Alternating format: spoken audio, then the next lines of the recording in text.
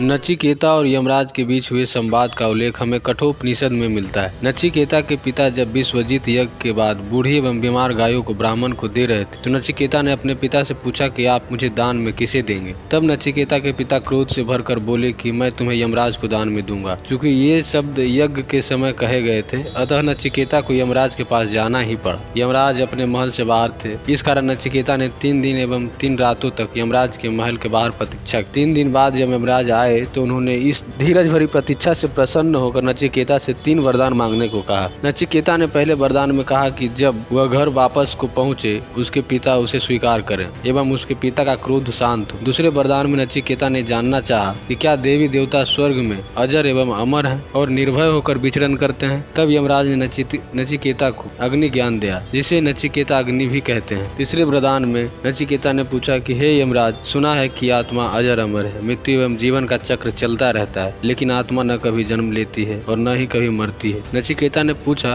कि इस मृत्यु एवं जन्म का रहस्य क्या है, क्या इस चक्र से बाहर आने का कोई उपाय है। तब यमराज ने कहा कि यह प्रश्न मत पूछो, मैं तुम्हें अपार धन संपदा राज्य इत्यादि इस प्रश्न के बदले में दूंगा। लेकिन नचिकेता अडिग रहे और तब यमराज ने नचिकेता को आत्मज्ञान दिया। नचिकेता द्वारा प्राप्त किया गया आत्मज्ञान आज भी प्रासंगिक और विश्व प्रसिद्ध है। सत्य हमेशा प्रासंगिक ही होता है। नचिकेता ने पूछा किस तरह शरीर से होता है ब्रह्म ज्ञान एवं दर्शन। तो यमराज ने उत्तर देते हुए कहा, मनुष्य शरीर 2 आँखों 2 कान 2 नाक के छिद्र 1 मुंह ब्रह्म रंध्र नाभि गुदा और शिश्र के रूप में 11 दरवाजों वाले नगर की तरह है, जो ब्रह्म की नगरी ही है। वे मनुष्य के हृदय में रहते हैं। इस रहस्य को समझकर जो मनुष्य ध्यान और चिंतन करता है उसे किसी प्रकार का दुख नहीं होता। ऐसा ध्यान और चिंतन करने वाले लोग मृत्यु के बाद जन्म मृत्यु के बंधन से मुक्त हो जाते हैं। नचिकेता फिर प्रश्न करते हैं, क्या आत्मा मरती है या मारती है। यमराज उत्तर देते हुए कहते हैं, जो लोग आत्मा को मारने वाला या मरने वाला मानते हैं वे असल में आत्मा को नहीं जानते और भटके हुए हैं। उनकी बातों को नजरअंदाज करना चाहिए, क्योंकि आत्मा न मरती है न किसी को मार सकती है। नचिकेता ने फिर प्रश्न किया,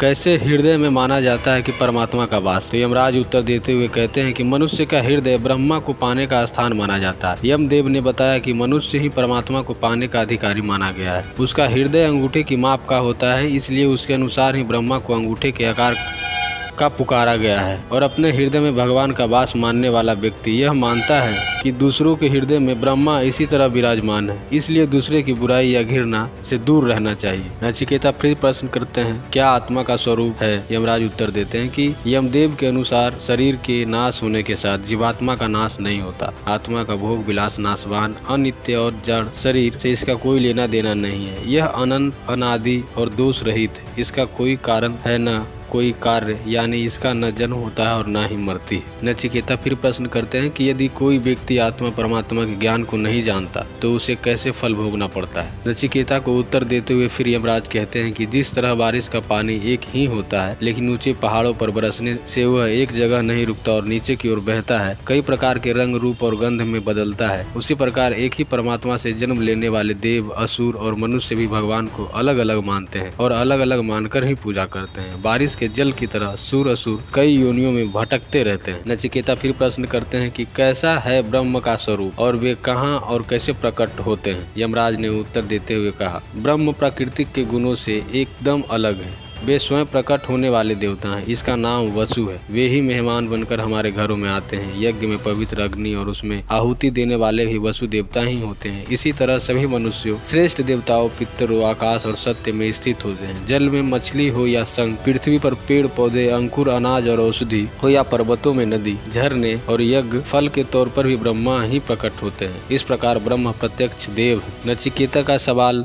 फिर भी खत्म नहीं होता और वो आगे पूछते हैं, आत्मा के निकलने के बाद शरीर में क्या रह जाता है। तो यमराज उत्तर देते हुए कहते हैं कि जब आत्मा शरीर से निकल जाता है तो उसके साथ प्राण और इंद्रिय ज्ञान भी निकल जाता है। मृत शरीर में क्या बाकी रह जाता है, यह नजर तो कुछ नहीं आता, लेकिन पर ब्रह्म उस शरीर में रह जाता है जो हर चेतन और जड़ प्राणी में विद्यमान है। उसके बाद प्रश्न करते हैं नचिकेता, मृत्यु के बाद आत्मा को क्यों और कौन सी योनियां मिलती है? तो उत्तर देते हैं यमराज, अच्छे और बुरे कर्मों और शास्त्र, गुरु संगति, शिक्षा और व्यापार के माध्यम से देखी सुनी बातों के आधार पर पाप पुण्य होते हैं। इनके आधार पर ही आत्मा मनुष्य या पशु के रूप में नया जन्म प्राप्त करती है। जो लोग बहुत ज्यादा पाप करते हैं वे मनुष्य और पशुओं के अतिरिक्त अन्य योनियों में जन्म पाते हैं। अन्य योनियां जैसे पेड़ पौधे, पहाड़, तिनके आदि। उनका प्रश्न फिर भी नहीं खत्म होता, उन्हें और जानने की इच्छा होती है। तब फिर एक और प्रश्न करते हैं कि क्या है आत्मज्ञान और परमात्मा का स्वरूप? तो यमराज उत्तर देते हैं, मृत्यु से जुड़े रहस्यों को जानने की शुरुआत बालक नचिकेता ने यम देव से धर्म अधर्म से संबंध रहित कार्य कारण रूप प्रकृति भूत भविष्य और वर्तमान से परे परमात्मा तत्व के बारे में जिज्ञासा कर की।